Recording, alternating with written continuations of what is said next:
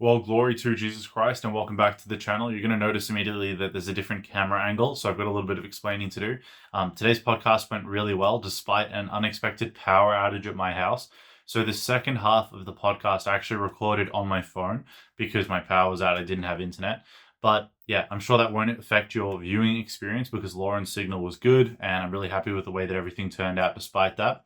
In today's episode, we're going to talk about Lauren's testimony. Lauren shares her experience of almost a decade in the occult, including everything from plant medicine, some pretty crazy supernatural experiences, her journey with a Kundalini awakening. She really exposes some of the dangers there that I think a lot of people don't realize when they're seeking out that kind of experience of a Kundalini awakening. We get into everything from her life in Christ now, her experience obviously doing Reiki professionally, working as a shamanic healer professionally. And I think we really expose a lot of the deception that is behind a lot of these movements. And so I pray that you will enjoy the podcast, that you'll be edified by it. So yeah, I'm really happy with the way that it turned out despite all of these complications. And I hope you guys enjoy it. So glory to Jesus Christ. Enjoy the podcast. Thanks for listening. Lauren, I just want to thank you so much for coming on the podcast today and being willing to talk to me more about your story and to share that with the audience. One of the questions that I always like to ask people, just because it sets the stage for understanding their story, is a little bit about their early life. So maybe you could take us through that. Did you grow up in a Christian home? Share your story with us if you don't mind. Yeah, I did not grow up in a Christian home, although I do have, so both my parents, both sides have parents that are both Catholic and Christian. So mum's side, one was Catholic, one was Christian, dad's side, like the same. But it was never something that I grew up to like learn about within my household or anything. Like my mum and dad, I would say they were more like atheists more than anything.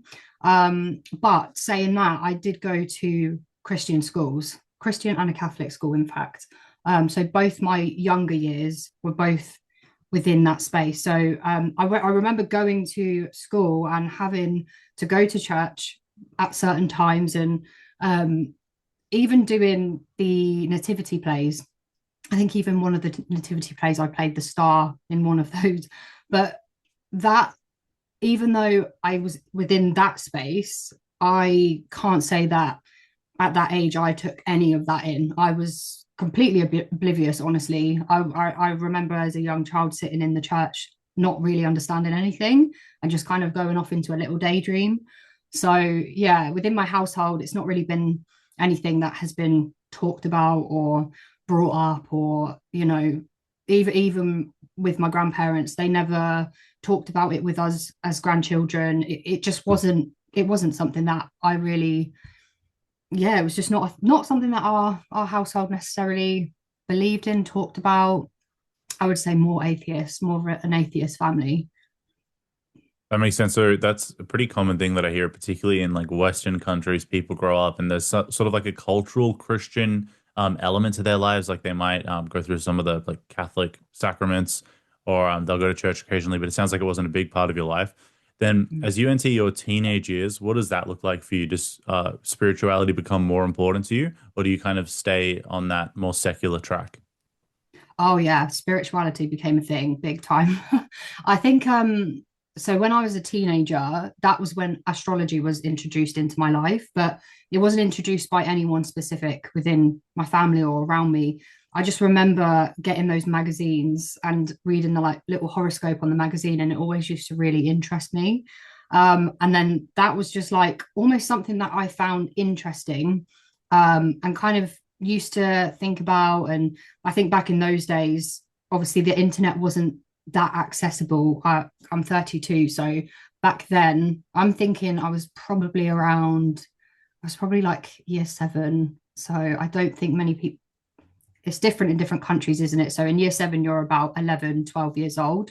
So I remember that being the first thing that piqued my interest. And obviously that transitions into like new age practices. And then I think the reason why I found horoscopes so interesting is because I just had quite a dark experience at a very young age. I was I was not in a very good headspace from a very young age. Um, there's some quite personal things that I went through at the age of 16 that led me into depression. So I found that really difficult. And I think from that point onwards, I was in relationships very early and like way too early in very serious relationships. And I think that being in that dark place, the spiritual new agey stuff used to interest me because it was like the only thing that I really knew because nobody around me was Christian. No one spoke about Jesus. No one spoke about the Bible. So that was the only thing that I really knew. Um, so yeah, from teenager, I would say up until my early 20s, um, I kind of was just interested in astrology more than anything. That was like my main thing. But then, and I kind of was obsessed with the fact that I was a specific sign. So I would always like look into it and I would always like to know what other people's signs were. And I'd find other people's star signs really interesting. So I'd want to know what star sign they were. So I would always want to find out when they were born, the birth dates, and I would look it up and then I'd like read people like what their characteristics are based on whatever star sign they were.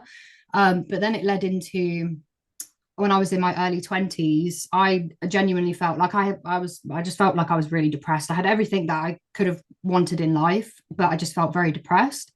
And that is what then something just hit me one day and I realized I was very low and I just started searching up online books that make you happy, but the Bible doesn't come up on that type of search. The Bible doesn't come up when you search up how to be happy or how to love yourself. It's just new age stuff. That's just the only thing that's plastered on the internet. So obviously the first things I was coming across was like I remember the first book that I bought was The Power of Now, which is basically about how to be present, and that is all about completely clearing your mind and not thinking anything and just being present in the moment and just having like no thoughts.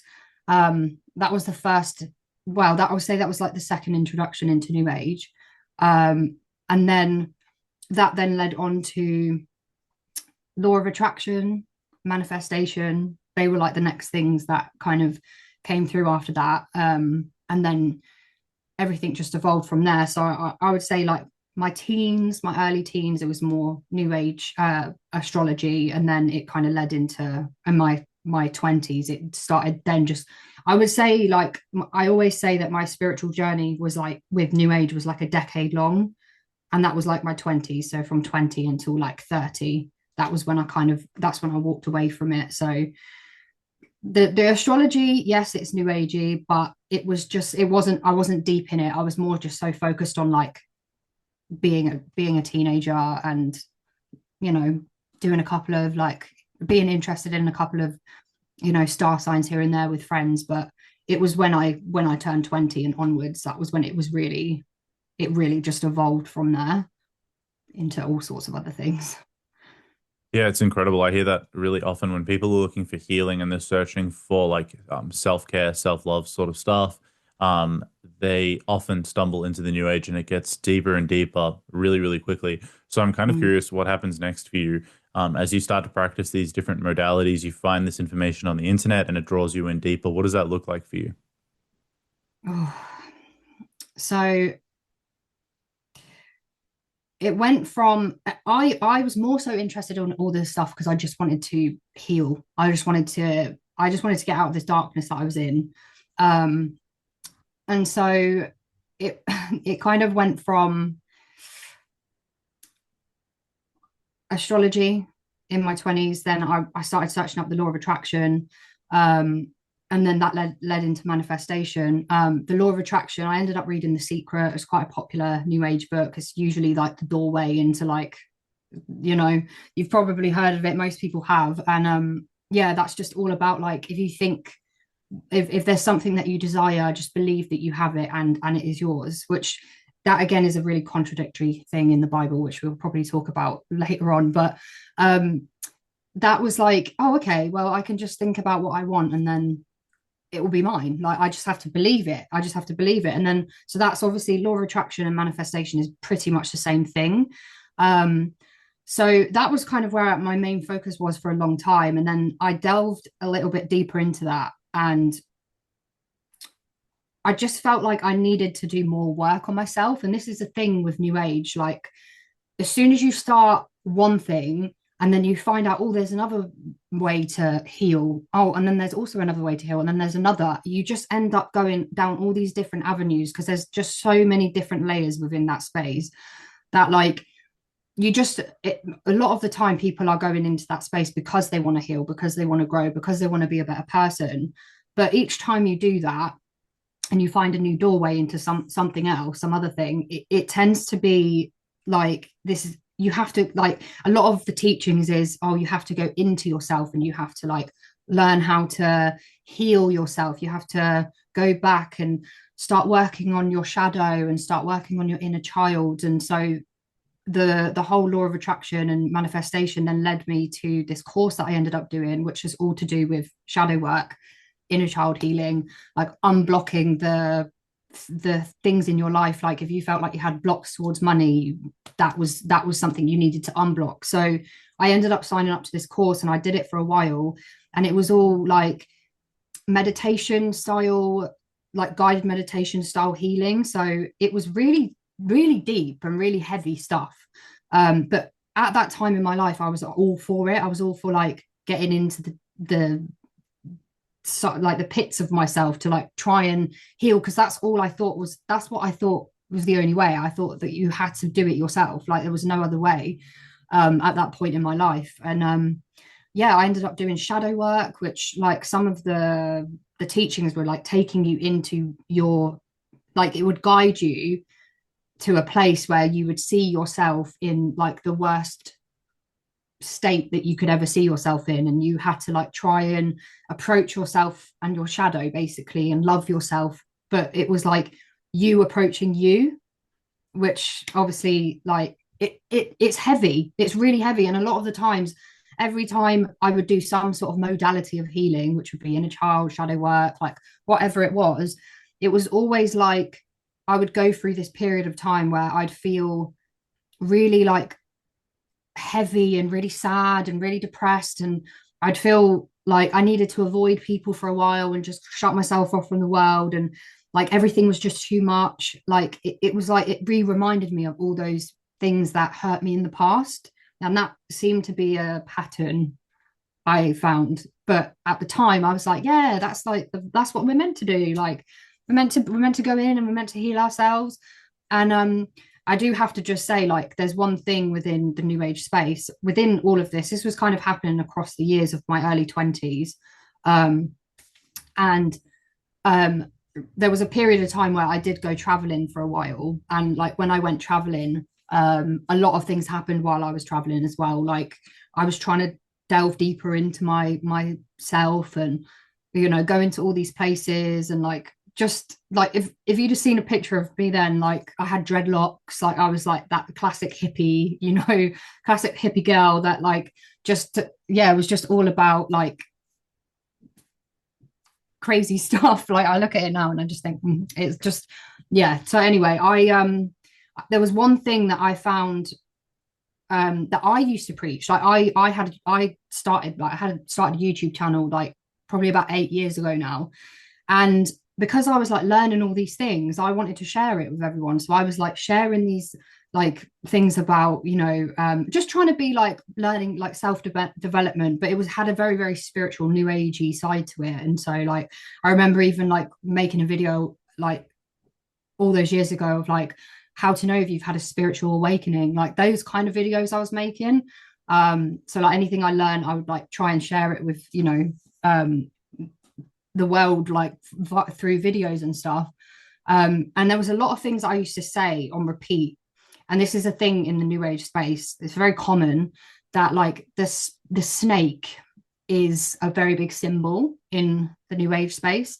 So, like, at the time, my concept of it was, okay, well, so you need to go and heal your shadow. You need to go into yourself to delve deep and find all the things about yourself that you don't like, and then you need to work on that and you need to heal it. And it's like shedding the skin. So like the snake sheds its skin throughout its lifetime, so you need to shed your skin like the snake. So it's like, even just that alone, to me now, the concept of that is just wild. But that was a big thing for me, and I used to preach that and believe in that, and believe that that was what we had to do. I would always, and it's a lot of people that I spoke to, it was a similar theme of like, we have to heal, we have to go in and we have to do it ourselves. And it's not going to be easy, but it's we have to do the work. And over years and years and years of doing that, it gets very, very draining. Like,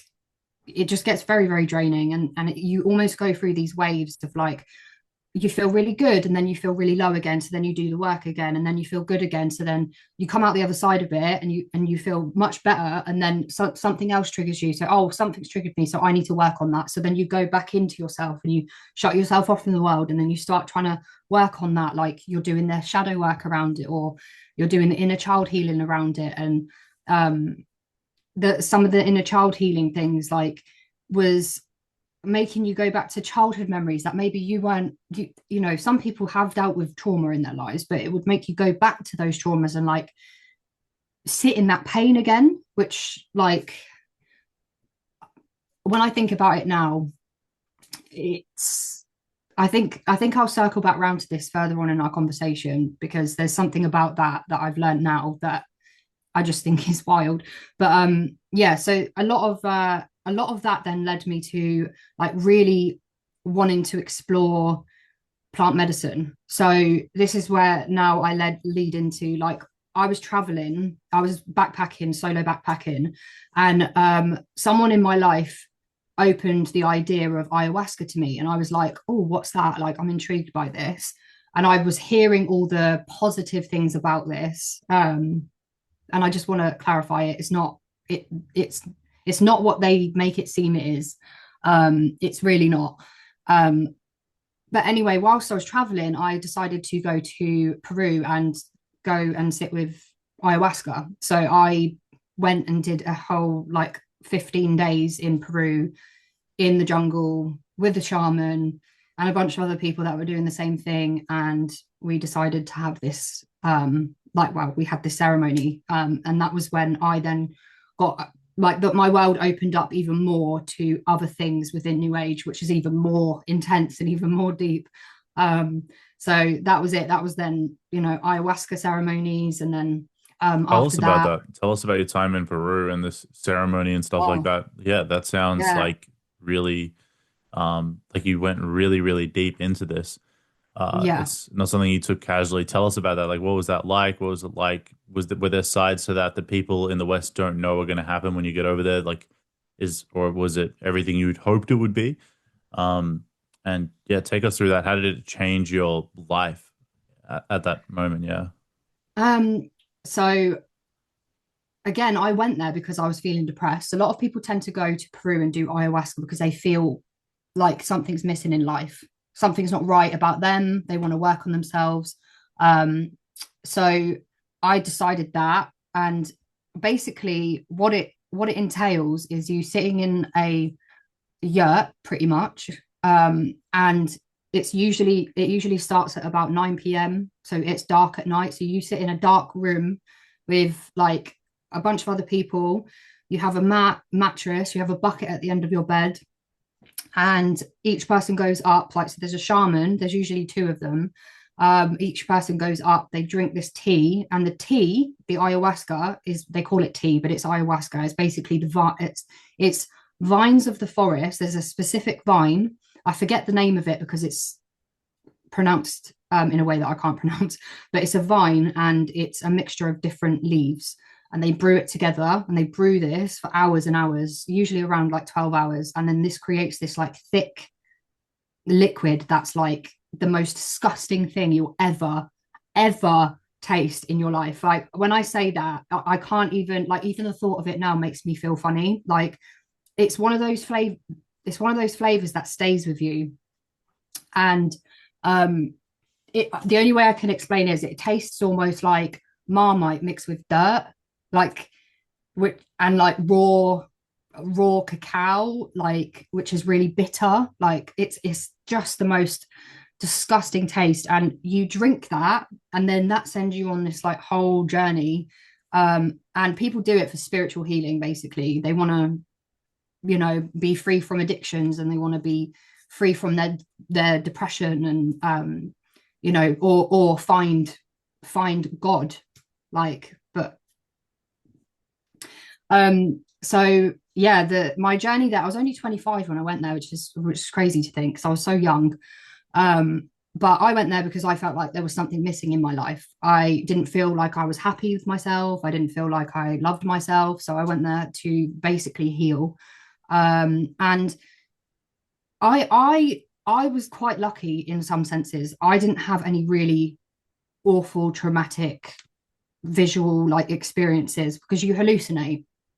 I didn't have any really intense, horrible experiences, but a lot of people do get really like hard journeys they go on. They see stuff that is horrific to them. It's horrifying. It's like hell. I never really truly experienced that with it. I was quite lucky. And I can't lie to you, I did come out of it feeling much better. But ayahuasca and the leaves. So I was sitting with the Shipibo tribe. So the Shipibo tribe, there's lots of different tribes around Peru, and just the Amazon jungle, because you've got them in Brazil as well. There's lots of different tribes, but basically they work with the spirits of the plants. So they're working with the spirit of the vine. They're working with the spirit of the leaves, and they that spirit what basically goes in you because you drink it. So you're drinking and you're taking in that spirit. And during your journey, you are vomiting as well. So you don't just like drink this tea and sit on your bed and have this amazing like visual experience, or this horrific visual experience. You can purge, and they call it it's very common. It's very, very common. It's known. That's why they put a bucket at the end of your bed, because you will probably be sick.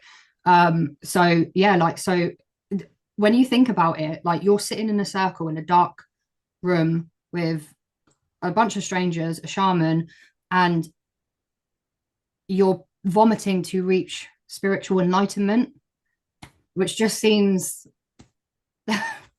like, just when I think about it now, it's crazy. But I thought that was the way. I genuinely thought that was the way. I thought this is going to heal me. This is going to be it. Like, I'm going to be amazing after this. I'm going to feel great. Like, they say that it's like going to therapy and doing years of therapy in one night. Like, but you're inhaling, you're swallowing a spirit. And the main spirit of ayahuasca is a snake as well. So like, you'll notice in a lot of tribes, the snake is a very, very big symbol for them. And so I've sat with two different tribes. So I sat with the Shipibo tribe in Peru. I was there for 15 days. I did 5 ceremonies.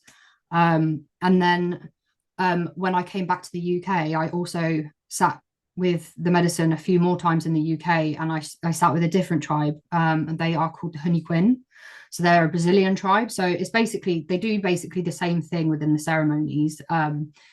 You go up, you have your tea, you've got the shamans there, and it's not just silent in the room. They are singing icaros, which are basically spiritual healing songs, which the shaman they've received those songs during their dietas, which is basically a diet that they have to go on before they sit with medicine. So it's very layered. You've got like the icaros don't sound like anything that you've heard before. Like, it doesn't sound like a song that you'd be able to just hear on your phone. Like, it's the most unusual singing, but it's trance like. It takes you on like a journey. So when they are chanting and singing, they're basically singing like prayers. That's what they call it. And that's the songs are meant to help purge out the bad energies, or like re recalibrate your energy, and then sometimes when they're singing these prayers and these icaros, people start purging as they're singing, and they believe that's you purifying. You're being purified by vomiting, and sometimes people, like I've had experiences before where I've not really been feeling much from the medicine. That's what they call it, the medicine. I've not really been feeling much from it, and then suddenly they start singing a certain icaros, and I'm there like vomiting my guts up, like horrifically vomiting. And you, even before you even sit with ayahuasca, you have to go on your own diet. So you're supposed to like limit certain things that you eat. So it's almost like fasting.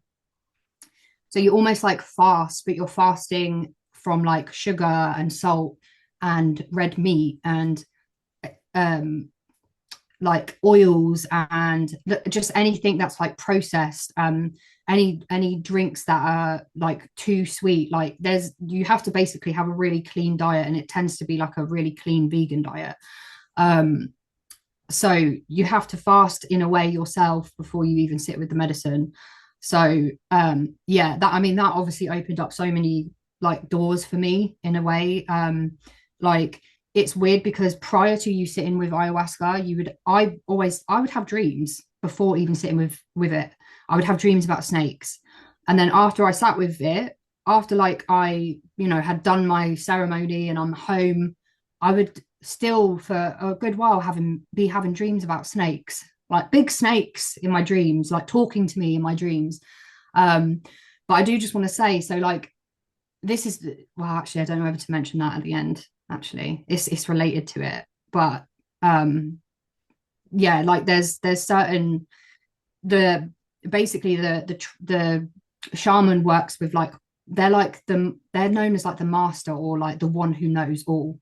So they basically, to be a shaman, they basically go on their own dieta, and sometimes they have to isolate themselves from the world and shut themselves off, not speak to people, go on their own food diet, so like fast basically, and they basically just will sit and drink the ayahuasca as frequently as possible on their own.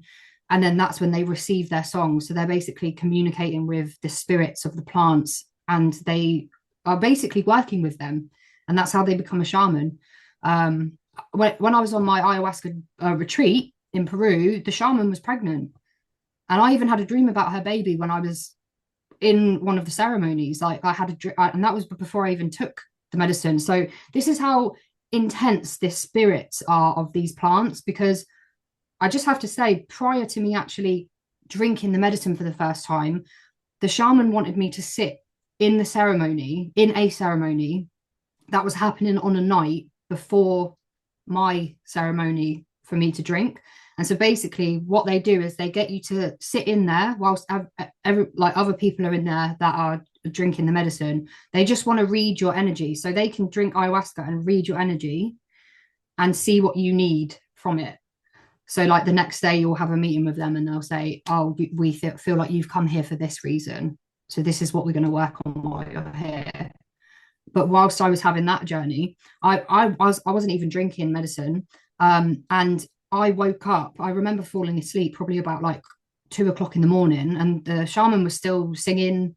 People were still going through their journeys. I just fell asleep, and I woke up the next morning, and I was like one of the last people within the whole yurt, which really surprised me. And I remember standing up and feeling drunk. Like I felt really like wavy, like I couldn't really walk properly. And just almost like I'd done the medicine, but I hadn't, which was really, really strange, because I just felt this weight of like so much, like I was so sensitive that it was just really strange. And then the first ceremony I had this experience, and the next morning when I woke up, it literally felt like my whole soul had left my body.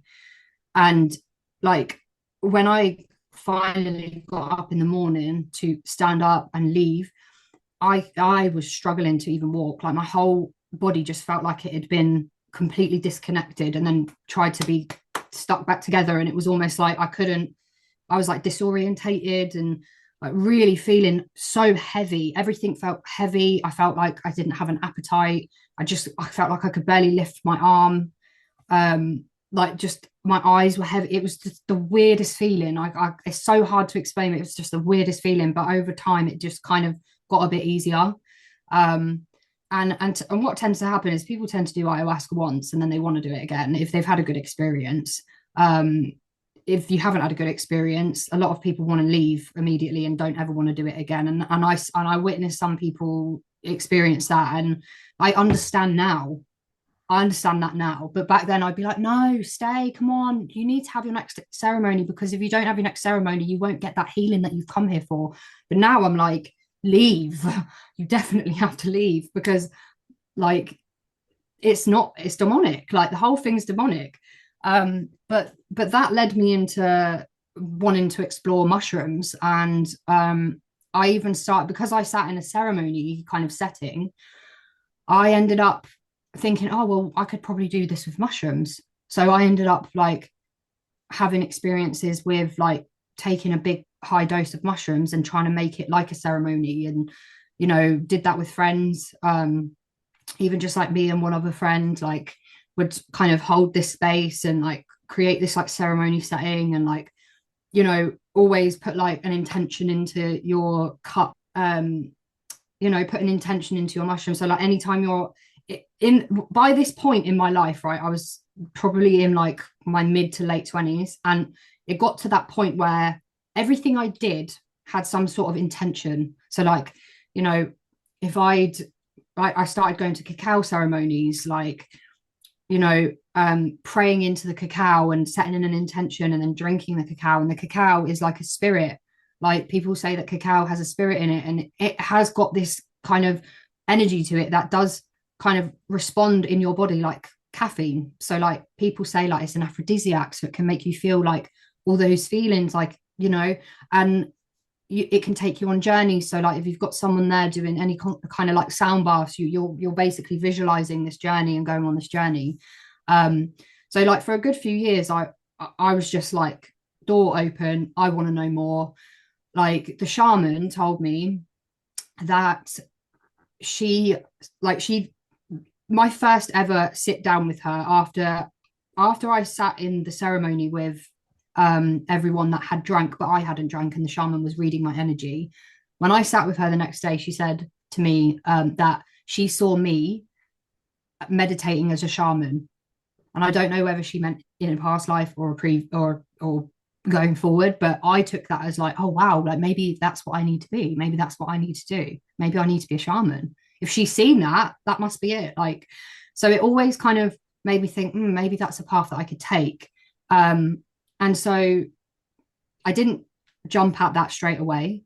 But I had that thought, and it was always lingering. It was always lingering in my mind. And that ended up leading me to basically I wanted to just help people. I ended up doing by this point I'm like home. I've come back from traveling. I'm like trying to find my way at home, and I'm still trying to explore different like modalities of healing. I ended up doing a coaching course that was all about spiritual life coaching. That was actually with the Dharma Coaching Institute, which people might have heard of if they've come from New Age. The lady that owns the course is Sahara Rose, and she does it with a couple of other people. And so I did that for like 6 months. Then I started this coaching business, and like it was all like New Age related.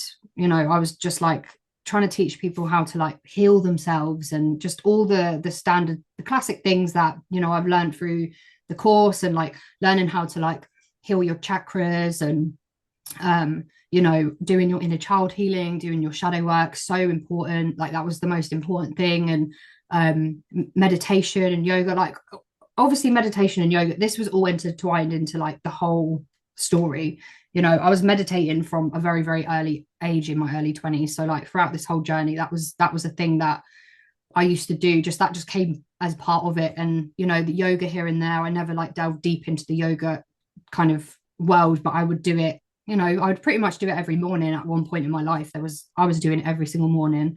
So I was like teaching my clients this. And then even at the end of their like session that we had, there was like every 3 sessions I would do them a Reiki healing, but it would be like a online kind of thing. So it would be like over Zoom. I would do Reiki healing on them. I'd get them to lie down in the room, and I'd have these crystals laid out, and I would like work on each of their chakras, like from long distance. And then like that then led into me then doing Reiki. Like I got qualified in Reiki, obviously, this is why I was doing it, but got qualified in Reiki. So I started doing Reiki healings, like that ended up becoming a business. But then I wanted to like expand my Reiki practice into like more. So like before I officially, like I could do Reiki for a couple of years, but before I officially made it a business, I wanted it to be this bigger thing. And there was an opportunity for me to learn how to do shamanic healing. And that was when I started doing shamanic healing. And I obviously thought, I was like, well, I've always been intrigued about this shamanic life. Like maybe this is the doorway into like being able to like help in ceremony, because that my goal was kind of like, well, if I do this shamanic healing, I might be able to actually be in ceremony with people doing ayahuasca and be able to like be one of the healers in there and help people through their journey. Because I thought it was all innocent. I thought that was the way. Like I actually was so ignorant, because I used to think like people that didn't understand it were like they were going to be stuck forever and they were just going to be unhappy forever. I genuinely used to think like people are just not going to heal because they don't know this, they don't know this way.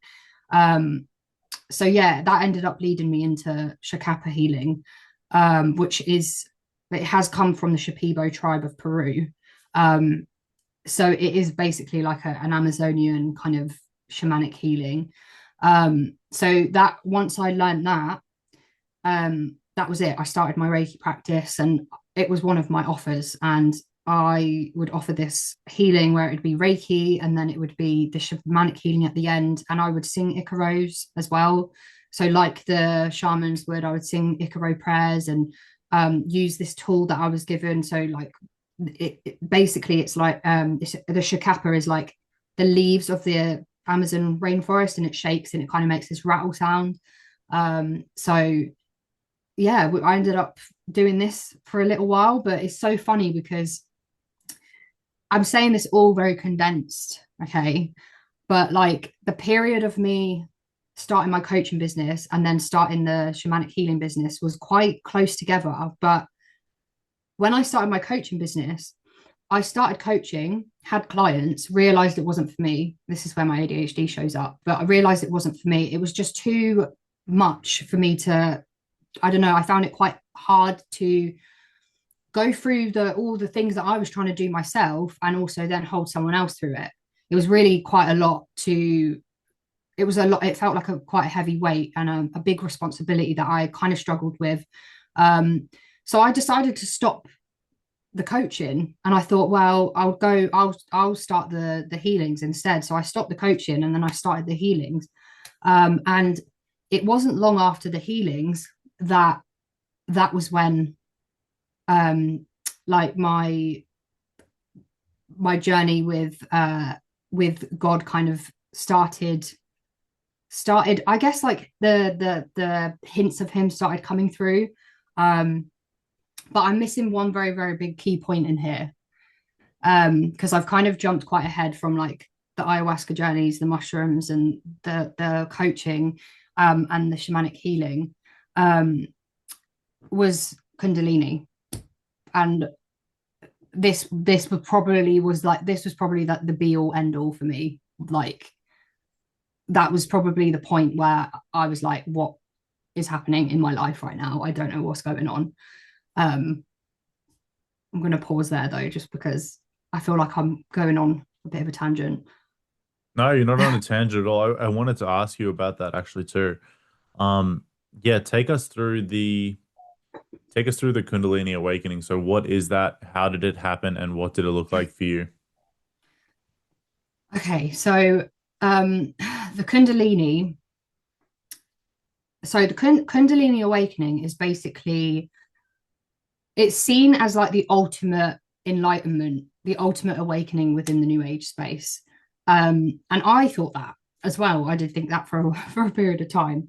But it's one of those. it's known as like this energy that basically sits at the bottom of your spine, and it's basically like this coiled serpent that is laying dormant. And the awakening of it is where it basically activates, and it finds its way up your spine and through your crown chakra. And it's meant to be this life force energy that spirals up and out. And they basically think that it's a spiritual transformation. And people believe that it can be incredibly healing. But if you research anything to do with Kundalini, there's always the dark side of it, like, which people, you would think that people would be a bit more pay a bit more attention to the dark side of it. But people don't want to. Don't want to believe it. I think personally, that it's basically, the snake is a big symbol within the Kundalini, and it's also very connected to Tantra as well. Now, I didn't delve too much into Tantra, although I was intrigued by it at this period of my life. But a lot of the time, people will activate their Kundalini through like yoga and practice, and people even have learned how to become Kundalini awakening practitioners, which I've never agreed with. Even when I believed in it, I still didn't believe in that, because people are actually teaching, well, they're being taught how to like activate it in other people, and I just like completely disagree with it. But basically, the Kundalini, most of the time people are trying to activate it, but a lot of people have it happen to them completely unexpected without necessarily knowing too much about it. Now, this is what happened to me. So I kind of had an idea of like what Kundalini was. I knew at the time it was like some sort of like energy that sat at the bottom of your spine and then spiraled up your body like a coil, and like that awoken you. But that's about all I knew. I didn't really know like the depth of everything else to do with it, and I didn't know what it took to activate it. And there was a period of time I was living in this place called Glastonbury in the UK. I don't know if you've heard of it, but it's basically meant to be like the most spiritual place in the UK, but it's very new age. Although it does have loads of churches, it is a very, very small area. It's not the Glastonbury Festival. A lot of people think Glastonbury is the big festival that happens in Somerset in the UK, but Glastonbury is actually a town in the UK that is basically next to Glastonbury Festival. But the town, it is just new age. It's just everything new age. And there was a period of time where I decided to move out my parents and I wanted to live in Glastonbury. So I moved there for a year. And whilst I was living there, I ended up smoking a lot of weed. Like I wasn't smoking weed before then. I had in my past, but I hadn't smoked it. I was quite scared to smoke it because it sometimes used to make me really like paranoid and anxious and stuff. So I actually stopped, didn't like it. But I ended up getting into, like, obviously it's very new agey there, like loads of people there are doing all sorts of things, and like I just ended up meeting a bunch of people, got friends with them, and then it just kind of like started happening, and I started noticing I was smoking a lot of weed. And at the time, it got to a point where I was like starting to like pray on the, like I would pray to the weed and set an intention and then like smoke it and try and see if I would have this experience. And this one night after work, I decided to lay my yoga mat out, and I thought I'm going to do a bit of Reiki on myself tonight. I'm going to cleanse myself, because Reiki is basically like cleansing the chakras within the body. So I was like, but I'll have a little joint before, and I'll see I'll see if that just takes me a little bit deeper. So I ended up like Reiki in the joint. So I like before I rolled it, I like Reiki'd it. So I was like energy healing the weed, and then went outside, smoked it, and I was like thinking of my intention whilst I was smoking it. Like, oh, it's just setting intention after intention, just very ritualistic, like it was very, very ritualistic. And then I came back into my flat, got on my yoga mat, and I started doing Reiki on myself. But it was before I even, usually what happens is before you do Reiki on someone, you call upon the energy. You don't just call upon the energy, you call upon the spirits, right? What spirits? Ancestors. You call upon your, the spirit guides. You call upon the angels. You're not like you don't necessarily know specifically what you're calling on here, but you're calling on spirits. Um, and I was just like sat there calling on the spirits, and suddenly the Kundalini just bam, just started happening. I couldn't control my body. I literally was sat like cross-legged with my palms on my knees, and suddenly this energy started spiraling in my root, like where my tail, like my tailbone is, like the bottom of my spine. Just this energy just started like circulating, and it started spiraling up my whole body, and it literally was like going. It makes me like gives me chills now because like I don't like the thought of it anymore. But like it just started coiling up my spine, and like it felt like it exploded out of my crown chakra, like out of my head. And the whole time, like I just noticed that my head was going like this. Like I couldn't control it. I didn't have control over my head, but my head was spinning. And like it was almost like my whole body was like just got like I had no control over it, and I could hear this whisper in my ear saying, "Let go, let go, let go." And I was like, "Oh, okay, well, maybe I just need to like," because I was resisting it. It was almost like I could hear. It was like my consciousness was like arguing with each other. So like one part of it was saying, "Let go," and the other part was saying, "What are you doing? What are you doing? Like, what is happening? What is happening right now?" Panicking, freaking out. But the other side was like, "Let go, let go, let go." So I was like, "I need to let go. I need to let go." Like my intention was to let go. So like maybe I need to let go. So I just let go and I let it happen. Um, and like it almost felt like orgasm. Like it felt like there was like sexual energy involved in it. And I think this is why they relate it to tantra, um, because it's laying dormant in your root. So like that's why I think it's related to that. But it just felt very like personal, and it was really really strange. It was really weird. It was almost like I could observe myself with this happening. Like my whole body was going round in circles, and I couldn't I had no control over it. It was the most bizarre thing I had experienced. And then when it finally stopped, I was like, what on earth was that? Like I just almost like it just kind of left me, and I was like, I don't know what that was. That was so strange. And then the next day, it was almost like I felt like I couldn't look at life the same again. I felt like things just felt different.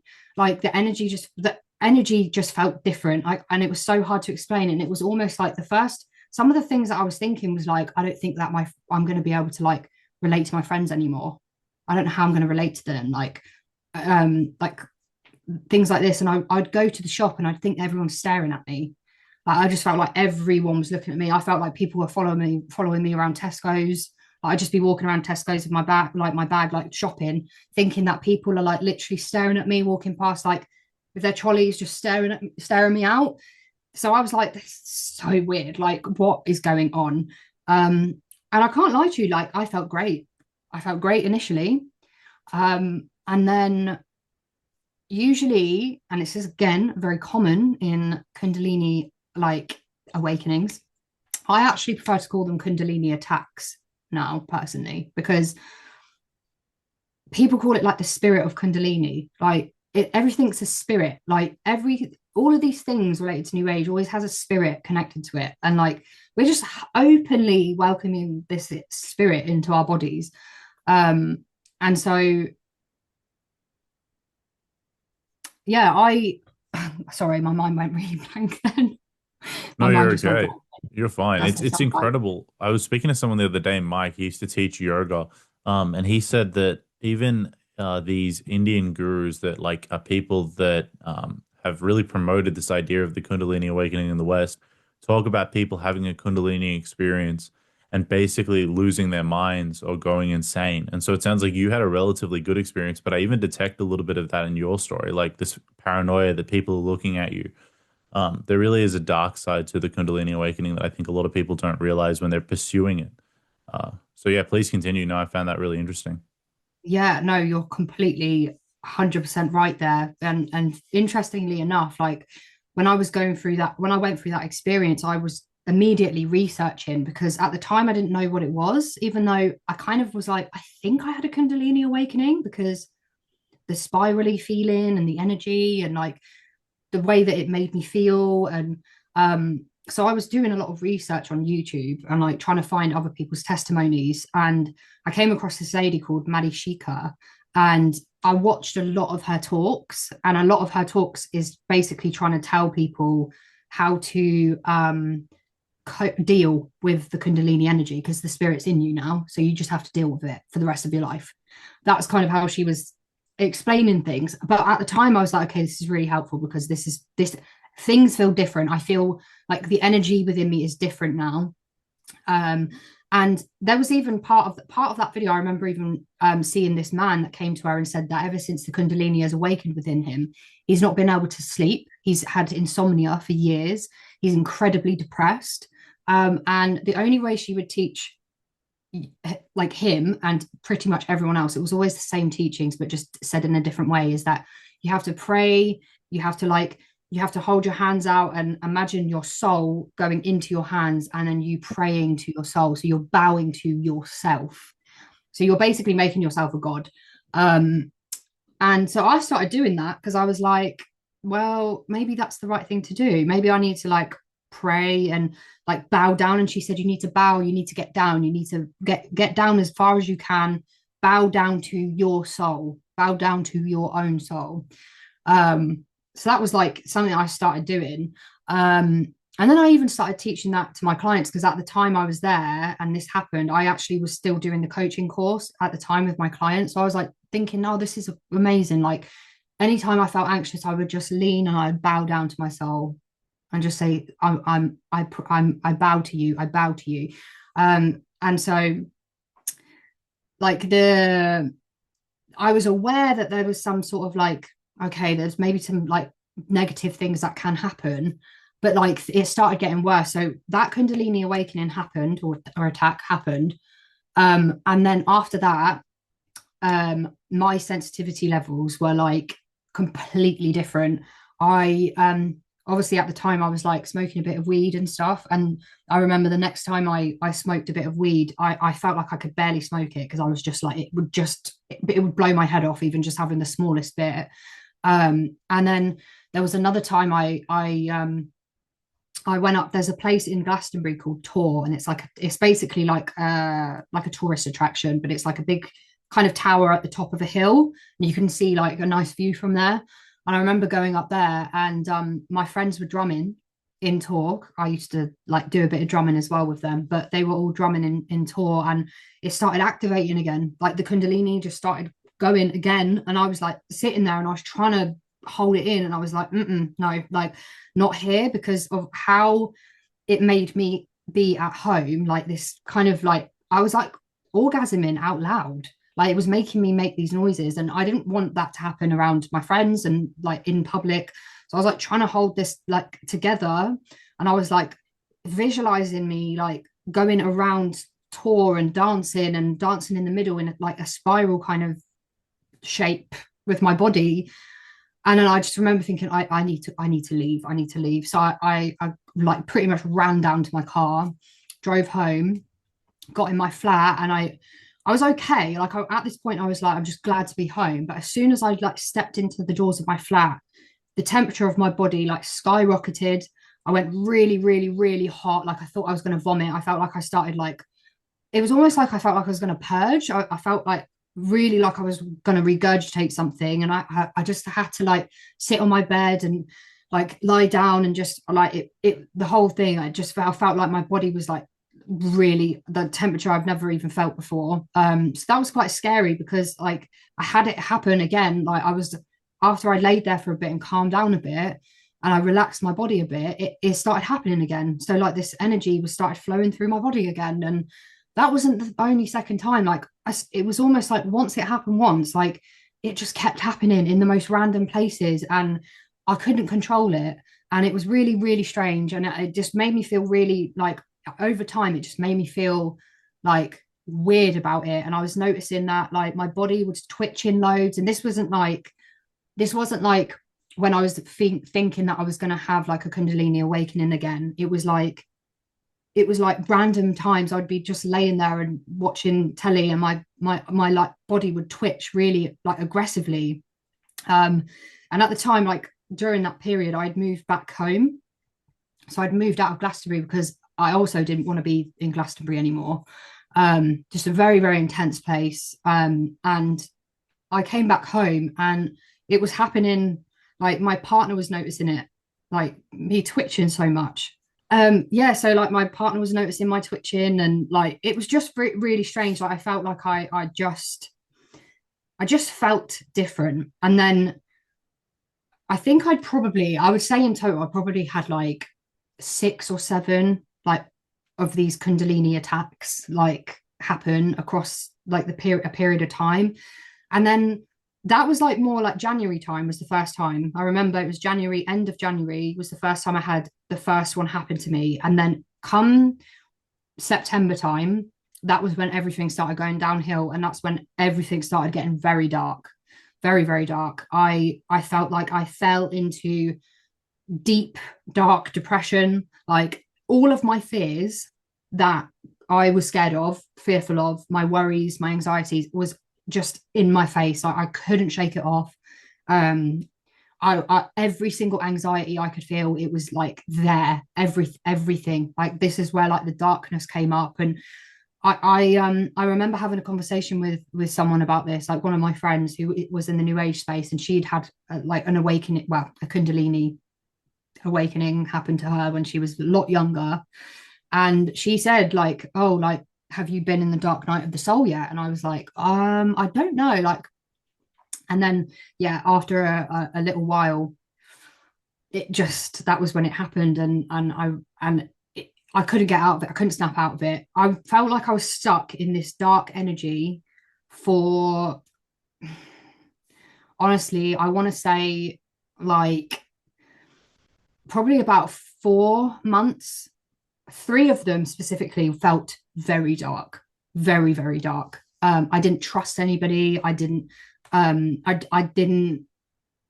feel any goodness about myself. I felt like all of the healing that I'd done on myself was just like irrelevant. Like I thought, oh, I spent all this time doing all this healing, but why am I feeling like this? Why do I feel like this horrible, like about myself? And like my negative thoughts were awful. Like just the way I felt about life was just horrible. It was horrible. And I thought, okay, this is when I stopped the coaching, and that was when I thought I felt horrible, and I thought, you know what, let me try and work on like the Reiki like practice. Maybe I should start doing Reiki healings, and let me try and focus my like energy on something good. So then like it took my distraction away from like just how I was feeling, and it helped for a period of time. I love being creative, so like I was able to like pour my creativity into like building a website and making some videos and doing all these things. So I kind of like built this like practice up. I ended up then, this is like leading into the next year, like by this point I'd already done I think I'd done 2 of the Shakapa courses, which is the shamanic healing. And then I then blended that into my Reiki practice, my healings, basically, that I would call it. And interestingly enough, during that time, I'd done a few healings. Like I started it, I like hired a space, I'd done healings on people, I had some clients, and something just didn't feel right. Like something just wasn't, that I thought in my head, I was like, this is it. This is gonna fulfill me. This is gonna make me feel good about life. Like I'm gonna be able to help people. I love helping people. Like that's why I did coaching. I was just wanted to help people like heal the way I felt like I'd healed as well. Even though like there was a period of time where I felt like I wasn't, like something wasn't right. But I just felt like, no, helping people is what's going to lift me up, and doing this is going to, it's just going to bring joy and it's going to heal and rah rah. Anyway, I remember this one night I did a healing on someone, and she told me, she's quite a sensitive person, and I was doing a shamanic healing, so full blown like shikapa and all of that. And interestingly enough, prior to us doing that healing, we'd actually taken a little bit of microdose of ayahuasca.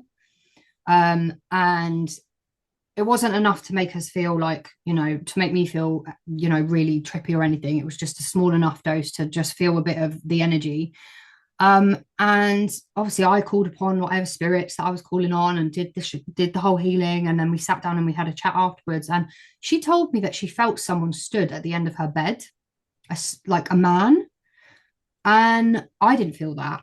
And I was like, hmm, that that made me feel uncomfortable because I was like, what spirit was stood at the end of her bed? Because I didn't call on a man, like, and that just, it didn't feel pleasant when she told me that. I immediately felt like that makes me feel uncomfortable, that you felt something that I haven't felt and like I haven't called upon, and I don't know how I feel about that. It just made me feel really weird, just felt really off. And then I decided to stop doing the healings. I was like, this just is not for me. There's something not right about this. I don't know how I feel about it. I just can't pour my energy into this anymore. And then I just went through this real dry season, let's call it, where I just didn't know what to believe in anymore. I genuinely was like, I don't know what to believe in anymore. I don't know what's real. I don't know what's not. Sorry about the interruption. At this point, my power cut off, and Lauren and I resumed our conversation over my mobile phone, which should explain the context switch you're hearing now in our conversation. From here on out, things get very interesting as Lauren takes us through her experience at a festival. I went to a festival, which is it's a festival that I've been to a couple of times. It's literally 5 minutes from my house. It's very local to me, and they call it Medicine Festival, and it's like a new age festival. They have like, they even end up bringing like the ayahuasca tribes there, so like Shipibo, the Honey Quinn, and like the whole festival is like alcohol free. You got people walking around naked, like it's very new age hippie type thing. So I went to this festival, and I remember it was the first day. I was there from the Thursday until the Monday, and I'd got there on the Thursday, set up a tent with one of my friends, and there's some other things that happened between that period of time, between like going to the festival, prior to that, which I'll touch on a little bit, but this was like the evening of the festival, and I was just watching someone perform. Like there was this couple that were doing this song, and I still was like very, very, very occasionally dabbling in like a tiny little bit of cannabis. So I was still like having like almost like a dab. So I had like just a vape pen, and I'd have like one or two puffs of it, which although I don't, obviously, that I don't condone what's the word, condone that I don't condone that, but I ended up like just having this moment where I was like looking around at everyone, and it was almost like everyone was wearing masks. Like I couldn't unsee it. I was looking at the people on the stage, I was looking at the people like all around me. I was thinking about people that I knew in the space, and like friends in the new age, and I just couldn't unsee what I was seeing, and it was almost like I just felt like everyone was just being fake. I just felt like people weren't showing their true selves, even though like within that space it felt like feel within the new age space everyone's all about like being your most authentic self, being the truest version of you, and I preach that a lot, like authenticity. And I still believe that authenticity is like a beautiful thing, and everyone should express their truest self, but it didn't feel authentic when I'm looking around. I'm looking at people and I'm like, I don't know how I feel about this. Like I just felt really like I started panicking, like my heart started racing. I felt like I couldn't speak to people. I was looking around, I was thinking, I don't actually know who I can trust here. I actually don't know. I remember going back to my tent and just having this moment where I felt like I was having a panic attack. Like my chest was like, my heart was racing really heavy. Like my mind was just going crazy. I was almost like, I don't want to see this. I really don't want to see this. because it felt like I saw the truth in that community. Like it was almost like the veil was lifted from my eyes and I was able to see like that, you know, this isn't all what it's showing up to be. There's deeper like roots in all of these practices and these ways of being. And I think that was what I found really difficult. And I also found it really difficult because like I was panicking because I thought like I know loads of people in the new age space. I have friends in that space, and a lot of them are like healers as well. So they're like doing healing on people, energy healing and all of that stuff, shamanic healing. But like I was experiencing friends in that space gossiping really negatively about their friends and then in person being like best friends. And that made me really uncomfortable because I was like, surely if we're in this space where we're supposed to be love and light and like everyone's supposed to be expressing like kindness and care for one another, why am I seeing this happen? Why am I seeing this gossiping? Why is it on that depth, that level? Like there's some really, really nasty things that were being said. And like it just felt really malicious and really like unfair on like other people. Like you know, one minute you're telling me that, you know, that that you're not feeling them in for all of these reasons, but next minute you're like hugging them and showing them love. It just felt really confusing for me. I just felt really confused, and so I was in my tent just panicking about all of this. I was thinking, oh my gosh, I don't know who to trust anymore. I don't feel comfortable in this space. I feel like this everything is very deceptive. I don't know how I feel. And just had this moment anyway. It passed. I went to sleep. I just got through the rest of the festival and I did enjoy myself. For the next day, I think I spent the whole day to myself because I just couldn't be around anybody that I knew. I just needed to be by myself and just like really sit with myself and just kind of figure out what I'm feeling. And I remember the last night of the festival, I walked around by myself again and I just cried. I just cried because I was like, I don't know why I feel like this. I don't know why I felt like disconnected. I felt like I kept explaining to people, I feel like I've been unplugged. I feel like I've been unplugged and I feel lost. I don't know what I believe in anymore. I don't know what to believe anymore. I just don't know what to believe. Like it was like I couldn't everything that I had worked on in that decade of my life, everything that I believed in that decade of my life just felt completely lost, gone. Like I just couldn't connect with it anymore. I couldn't make sense of it because I didn't know where it came from. It was just like suddenly I just don't know what to believe.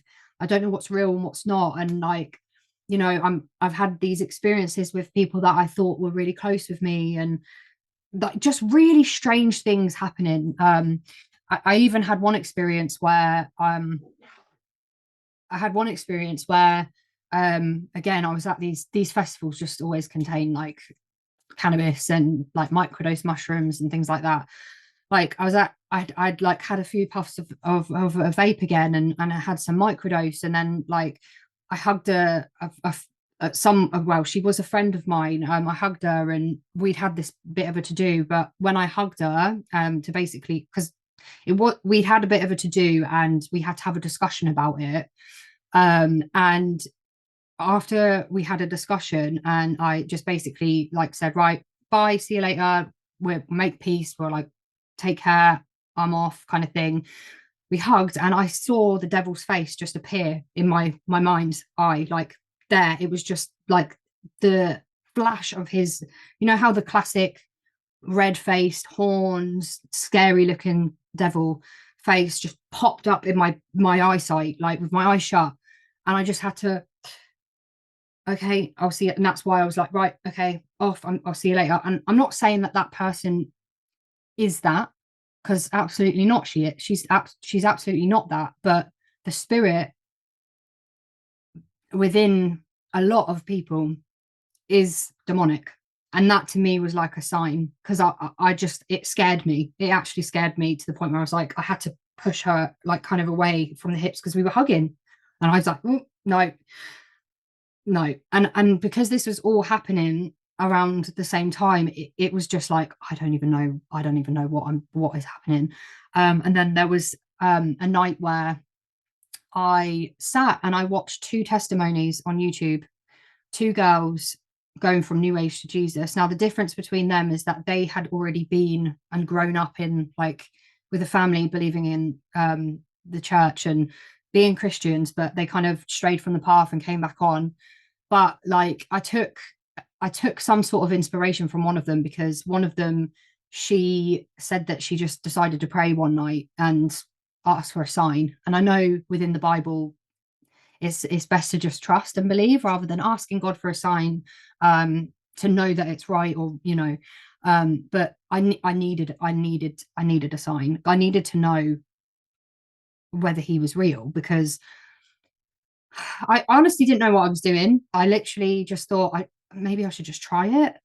So I watched these two videos, and no one knew about this. This was complete like me. I was just like on my own little path with this. I was just trying to figure it out. So that night I sat in bed and I literally sat there and I was like, God, I kind of laughed at myself because I was like, what am I doing? Like, this is so weird. This is so weird for me. I was like, I don't even know why. I like, why? How do I even pray? So I was like, God, like, I was like, if you're real, like, I want you to show me a sign, but I don't want it to be a specific sign. I'm not going to tell you exactly what I want to see. I just want you to, I want it to be big enough for me to go, wow, okay, maybe this is something. Like, maybe this is something. I just want that feeling in my body to be like, oh my gosh, like this is potentially real. So that was my prayer. I literally prayed that and I was like, right, I'm going to bed, went to bed, forgot about it. And literally that weekend, I was around my partner's house. Now I have to mention that my partner grew up in a Christian, like his family, he grew up going to church like all of his child life, and then he stopped going to church when he was around 17. And then since then he's not really like, he's kind of like strayed from the path, you would say. So he's not like, you know, like a devoted Christian. He doesn't like talk to, like, since we've been in a relationship, he hasn't spoke to me about Jesus. He hasn't really, it's not a conversation that we would have ever. You know, and his family the same, like even though they are believers in God, they never talked about it with me. Like, I think like they just welcomed me into their family with love, and that was obviously really beautiful. And initially I thought they're going to think I'm a witch, like because of what my beliefs before. I was thinking, oh no, I'm really nervous about meeting them, because I thought, well, what if they think that I'm like a witch, or they don't like me because of all these new age things that I believe in, because at the time I believed in that stuff. But by I have to mention that they did not push anything on me, because they didn't. It wasn't something that they spoke about with me, or like it just wasn't a conversation that we'd have. But this weekend I was around my partners, and um we were just talking, we were having a conversation, and we were literally saying a promise to each other. Actually, we were holding hands, and we'd were just talking about our relationship, and I remember saying something along the lines to him of like, should we make a promise to each other that we will always be completely honest with each other, and if we're feeling if there's something like that you're not happy with, and or if there's something that you are happy with, like we're honest about it and we just tell each other the truth, and we promise that to each other. And then he sat there and he just started reading something off of his phone, and it was like this verse. And I was like, oh, and it like he read it to me, and it really hit home. And I was like, oh wow, what was that? Was that from like, was that a quote from Instagram or something? And he was like, no, it was from the Bible. And I was like, what? And I thought, what? Like that was it for me. I know it's like this, it was like a small thing, but like it was so big for me, because first of all, when did you start reading the Bible? Like what? Like we haven't had a conversation about this, so I was really confused, because I was confused, but also like really excited inside, because I was like, oh wow. So I just very played it really cool, and I was like, oh right, wow, okay. And I was like, oh wow, that was really nice. And then he started reading me another, and I was like, wow. And I was like, that's really lovely. I'm just really surprised. Like amazing. I still can't tell you to this day what that verse was, and he can't. I still haven't come around to it with my exploration of the Bible. He can't remember what it is, which makes it even more real for me. Um, but that was kind of it. And I never said anything straight away to him about like, oh, that's so crazy because I prayed to God the other day and this and that. I just sat with it because I was like, that's really interesting. And then the next day he kind of mentioned like, oh, I feel like I'm like really disconnected to my faith. I feel like I want to reconnect to my faith again. And I was like, where has this come from? Obviously it's come from God, but like at the time I was like, that's enough for me, because that's come out of nowhere. That's not something that we've talked about. It's not been a build up. That came out of nowhere. And obviously, he's kind of strayed from his path for a while. And like suddenly he's mentioning this just after I prayed like 2 days ago. Like, what? So I took that and I was like, okay, like maybe this is something. But I didn't bring it up to him. I didn't mention it to him, didn't share it with him. I just needed to process it, to really like figure it out myself. And I remember telling my mum about it, got excited and told her, and she was just like, oh, okay, cool, like, okay, yeah. And then it wasn't until like maybe a month later I had an operation, and he was looking after me. He was looking after me after the operation. Um and I just decided to share it with him because the day before the operation, we went to a new age event. Now, this was his first time. I laugh because like he's so not like that. Like he's so not he grew up in the church, and he was open to me being who I was at that time. Like when he first met me, even though that was not something he necessarily like was like himself, and like he would still be around new age community and think like this is witchcraft, like this is kind of sus. Like he's got that like okay, these people are kind of interesting, like but if you're into it then cool, like I want you to be happy. So like he was so open. And we went to this event literally the day before my operation, and it was like a new age event, and there was like it was a concert, so we were just watching some people sing, and then at the end of the concert there was a separate side to the concert where there was like a big fire and everyone sat around the fire, and then you had like a singer singing, like amazing incredible singers, right? But it was a new age event. Like it was the people, like it was the same people that go to medicine festival. It was the same land that medicine festival was held on, the same kind of artists. And I just saw him in that situation, and he looked semi uncomfortable. But I was just like, bless him, like he's so open to like these things. So the next day when I had my operation, I told him about it, like about me praying to God and this and that, because we had this conversation in the morning where he said he felt really disconnected from his faith. And I think him going to that concert with me kind of revealed that to him, because literally like days before he'd been to a funeral, and it was with all of his church group that he used to go to church with. So he was surrounded by his church lot and then suddenly surrounded by all these new age lot literally within the same week. So like when we had this conversation, he was like, I just feel really disconnected from my faith. And I was like, do you know what I do too? Like I really relate to it, because I have different beliefs to you. At the time, I was like, I have different beliefs to him. So I was like, I don't feel connected to what I used to believe in anymore. I feel lost. I feel confused. I don't know what's going on. I don't know what to believe. I don't know who to believe. And then obviously he shared like he felt disconnected. And I was like, do you know what though? I was like, I had a really interesting like experience. And I said, like, I shared with him what happened, me praying to God, him then reading that verse to me. And he was really, really surprised. Like he was actually like, that's actually crazy. Like, I can't even believe that's happened. And I was like, I think it's crazy as well. And I was like, can you remember what the verse is? And he was like, I honestly couldn't even tell you. I could not even tell you. And I was like, don't you think that's amazing though? Like, I don't quite have words for it. And he was just like, I just feel a bit like I'm just a bit confused as to why like God used me for your like prayer. And I was like, well, don't you think that that's like an answered prayer for you too? Like you're saying that you feel disconnected. I've prayed to him, and then he showed me his truth through you sharing a verse of the Bible to me, and me thinking, wow, I really relate to that. And then like, do you not just think that's so like that's God? Like that is God. So I was like, wow, it's amazing. Like we were just both like really like, oh yeah, it's so cool. Like it's so cool that he did that. So we were excited about it. But then honestly, I just kind of again put it to the side. I was just like, oh, that's really cool. And then just kind of stopped really focusing on it. At the time I was going through my whole ADHD assessment, so I kind of just my mind was distracted on like getting assessed for ADHD. And but then like it came like September. I remember it was like September time, and I just remember I kept getting in this habit of like doom scrolling and doom scrolling and doom scrolling, and I'd be stuck on my phone just like this for like a good hour and a half, sometimes like between tasks, and realizing that I just kept, sometimes it would go to 2 hours and I'm just scrolling and scrolling. And then I just remember being sat on this chair and just doom scrolling, and then just realizing like, what am I doing? And then I just had this, it was almost like someone spoke to me in my ear. It was like, it's time to read the Bible. That's all I heard. It's time to read the Bible. And I was like, what? Just kind of sat there, and I had to take a moment to kind of be like, sorry, what?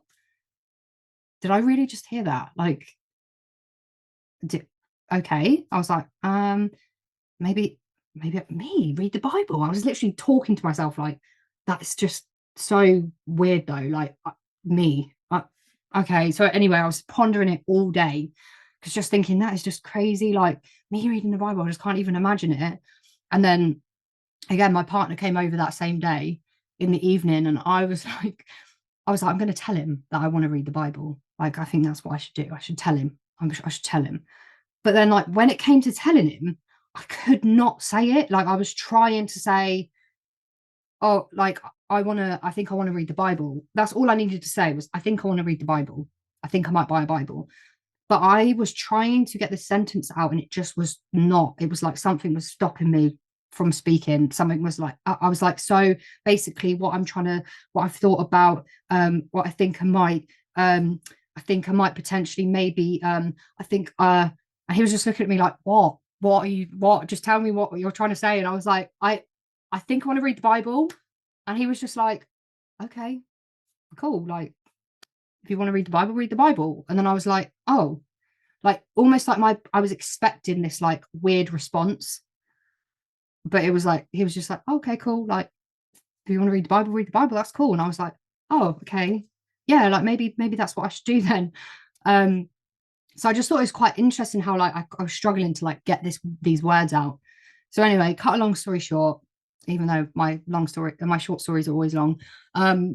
I bought a Bible, ended up buying the old King James version. So like the old ye, like I couldn't understand it. I was trying to read Genesis, and it was like the old version of King James. So it was really difficult for me to read. Kind of like was struggling with that for a little while. And I remember like I think it was like this, I actually think I remember the day, the 16th of October, I decided I wanted to start praying. And I was like, I need to start praying today. Like I obviously got the Bible, tried that. Then I was like, maybe I need to start praying. So I started praying, and I made a commitment to pray every day to God. Even though I didn't know how to pray, it was almost like, I don't know what I'm doing here. It's really new to me.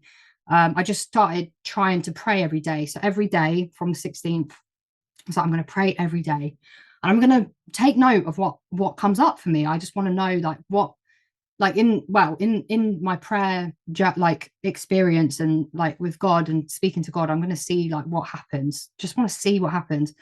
And that was really powerful. I've actually recorded a video that will be coming out on my channel soon about like what I learned in the 30 days of praying.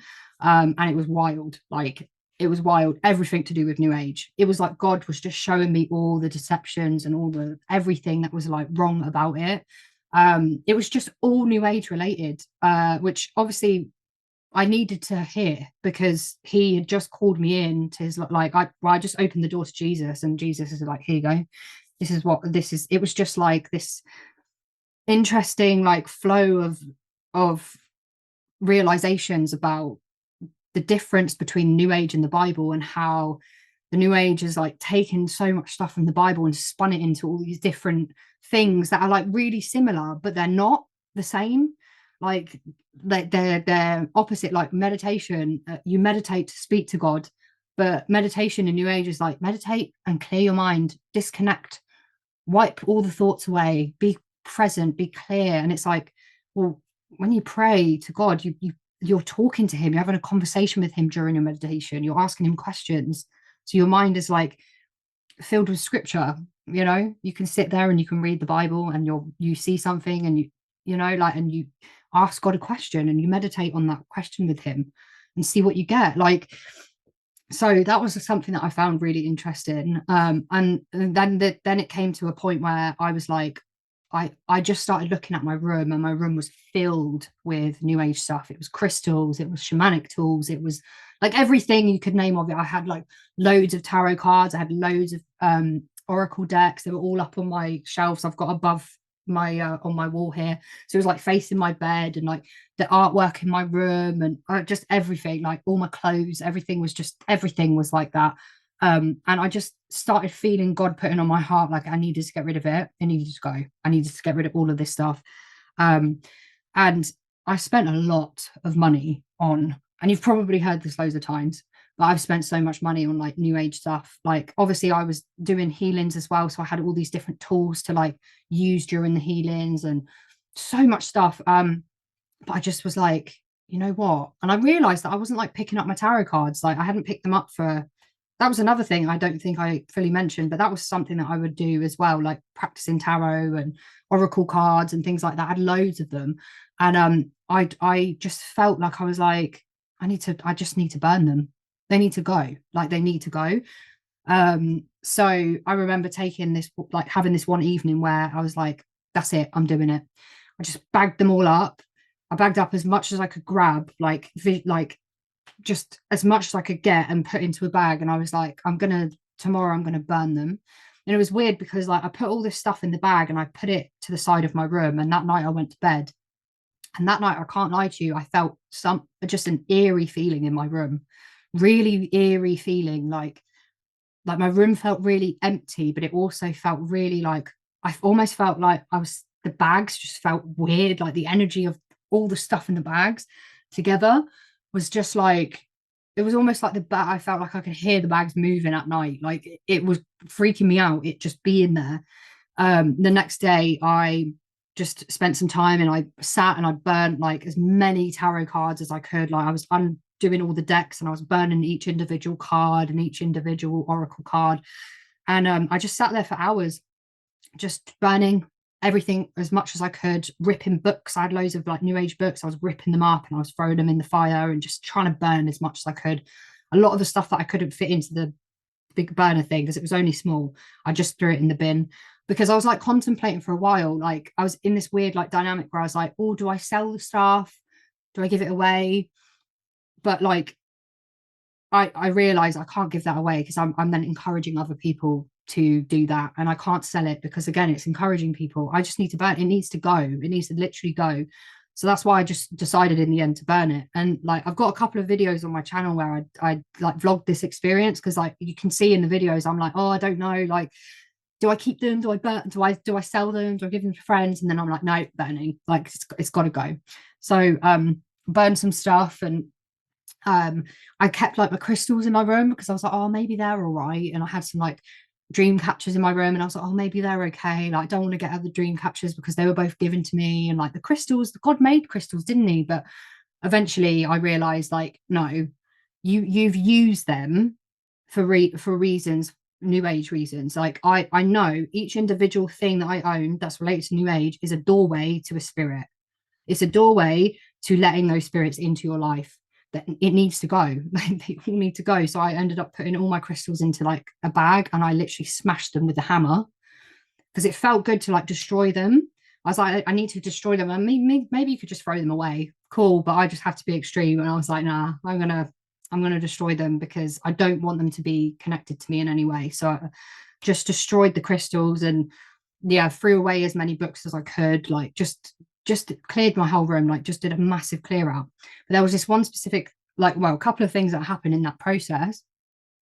The night that I was burning my tarot cards, during that experience, I remember when I finished, I'd come into my house, I felt like I started getting a bad, like, sore throat. It was almost like my throat felt like it was being kind of closed together. And people could say it's smoke, but I would say it's spiritual warfare. Personally, I felt so rough the next day, felt so ill. That night, I couldn't sleep that night that I burnt all the stuff. Felt like my throat was being like pressed in. I just felt like I couldn't swallow properly. And then the next day I went to work and then I was like feeling really sick because of like just felt really like bunged up and just sore throat. So I got sent home from work sick the next day. So I had to rest that off. And then I remember that later on that day, I realized, oh my gosh, I've got loads of journals that I've got loads of new age like things in that I've written, and like all these like teachings that I've learned, like all the stuff that I've learned in journals, I need to burn them too. So I was like realizing that there was things that were still in my room that were related to the new age that needed to get rid of. So I was like, right, went around my room, gathered up as much as I could, went down to the fire, managed to burn some extra stuff, like all like my journals, and then threw away what I could. And it just felt really good to do that. But like I came back after I burnt the rest of the stuff, came back into my bedroom, and that salt lamp behind me, I usually have that on every day because it's every single day. It's right next to my bed. It's my side lamp. So I have that on every day. And I came into my room and I flicked the light on, and it was working fine the night before. Flicked the light on and it wasn't working. And I was like, I was like, where's the box? I was thinking, I definitely have bulbs for this. I definitely have bulbs for this. Maybe it's under my bed. And I was like, oh no, I've angered the spirits. The spirits are annoyed now because I've just like burned everything. So I was like, oh, like angered the spirits. But I thought, let me just get a bulb because I know where they are. They were in a box under my bed. So go under my bed, pull out this box. I know there was two boxes specifically that had either one had the bulbs in, opened them both. The box that had the bulb in also had the cross of Jesus in.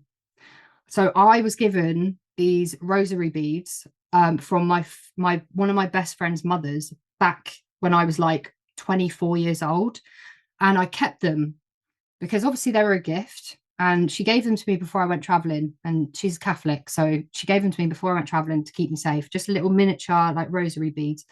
And I completely forgot that I even had them. Like I'd moved to Glastonbury and back, and most of the stuff came with me, but like completely forgot that I had this cross completely. So for me, that was just like, oh, that wasn't angered spirits. That was God telling me that, you know, this is the right path. What you're doing is right. And also within that same box, there was loads of other like jewelry that was all related to New Age. So which I had also forgotten about. So he'd almost like taken me and guided me to the last little bit that I just needed to get rid of, like any items that I owned that needed to go. So it just felt like I was just like, oh wow, okay, like these are like the signs that people are talking about.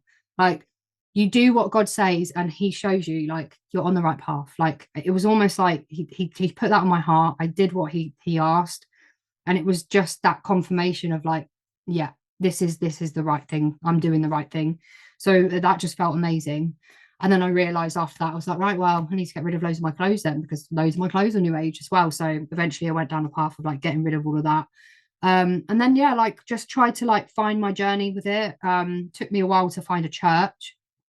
That's something that I'm still very new to the journey. Like even though it's been over a year now, I still feel like a baby. And like I literally felt like a baby learning how to walk again. Like it was like everything that I thought I knew, I need to like it needs to go. It needs to just come like I that needs to be forgotten about.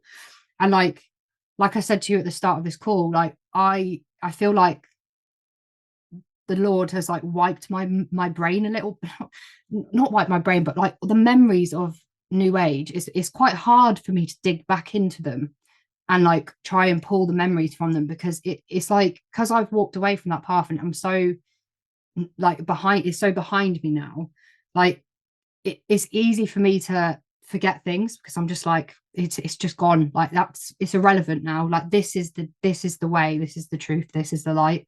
And like that is the I want to walk forward. I don't want to walk back. But testimonies are so powerful at the same time. But like yeah, I'm still very very new to it. I'm still a baby learning how to walk. I'm still I'm like trying to get through my Bible like slowly, step by step. Like took me, like I said, it took me a while to find a church. Like I've been to loads of different churches just to kind of feel them out and see what I like, because I don't know anyone.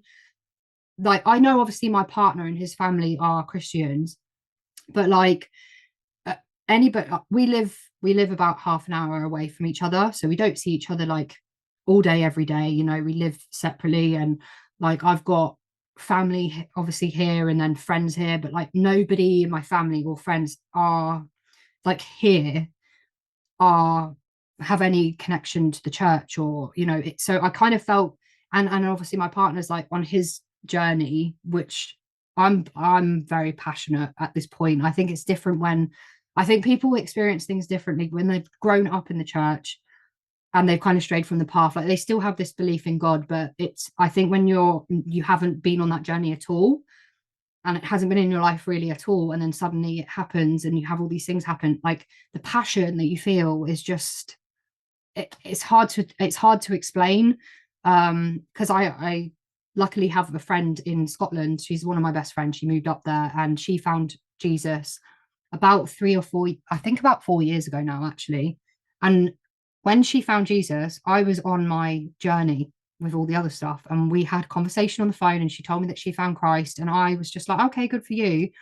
And then she started sending me some Bible verses, and I was just like, please stop. Like, because at the time I was just like, I don't want to hear this. She was telling me like what I was doing was demonic, but in the most nicest, gentlest way possible. And so like I just kind of was like, oh no, like we're not going to relate anymore as friends, because she loves Jesus and I love this. Um, and so like I don't know what we're going to do with our friendship. Is it going to last? Like, and then we ended up like not speaking for a while. We didn't fall out or anything. We just kind of, it was almost like, okay, I don't really know what to say. Like, and she probably felt the same, to be fair. And when I found Jesus, I couldn't wait to tell her. I could not wait to tell her, because I was like, you were right. Like, thank you for sending me what you sent me back then. And she felt like her prayer was answered, because she said she'd been praying for me. And she was just like, praise God. Like, I genuinely feel like he's answered my prayers, because I've been praying for you, Lauren. And I was like, oh, stop it. Because it just made me like so, my heart just felt full, because I was like, oh, like I I just can't believe that this is my life now, because I'm the last person anyone would think back then. And it's crazy, because even though it's been like a year, like it's been a really private journey. It has been a private journey, and although I have put things on YouTube, the videos that I've posted on my channel have been from like last year, so they're quite old videos.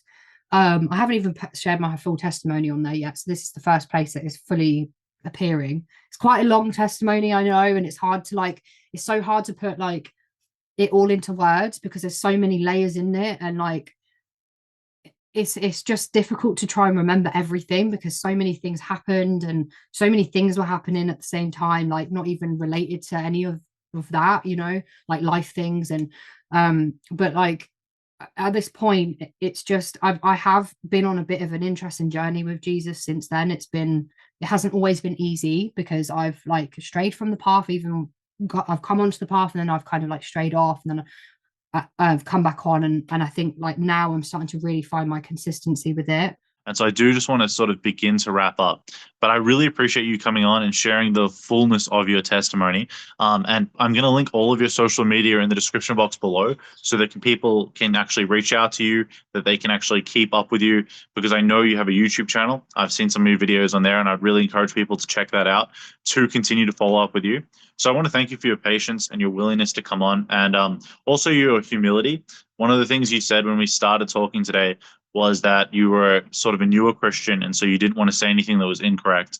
And I don't think you have. You've done a really, really good job. And I would encourage you to just continue to read the Bible. I'm glad you mentioned church.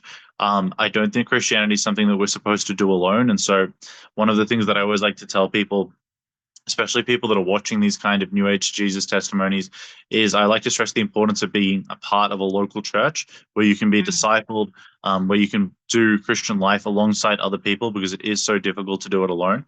And yeah, I've really enjoyed listening to your story. I think this is probably a good place to wrap up now. And yeah, I just want to thank you so much for your vulnerability, for going into the level of detail that you did, because I think people are going to find it really interesting.